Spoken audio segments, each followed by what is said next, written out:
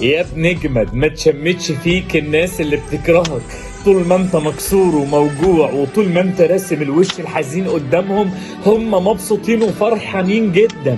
اول ما انت بتضحك قدامهم قلوبهم بتوجعهم والله. انت لازم تبقى واقف قدامهم وتد، ما تبينش ان انت مكسور ليهم.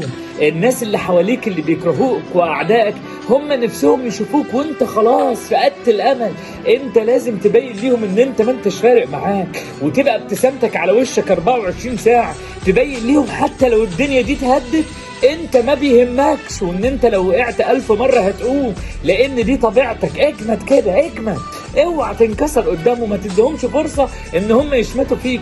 كل ما تقابلهم لازم تبين لهم ابتسامتك، ومش ابتسامة مصنوعة، ابتسامة بتبين انك ما عندكش مانع انك تتنيك تعافر لغاية ما تقف على رجلك تاني، وان انت مش هتسمح لاي حد يكسرك لانك مش هينفع تنكسر. اجمد بقى وامسك في نفسك واوعى تنكسر، وخليك عارف ان الابتسامة دي بتوجع قلوبهم. من الاخر انا عايزك تجلطهم، عايزك تبقى كياد ما تأذيش حد، بس تبين للناس ان انت جامد قوي وما بتتكسرش.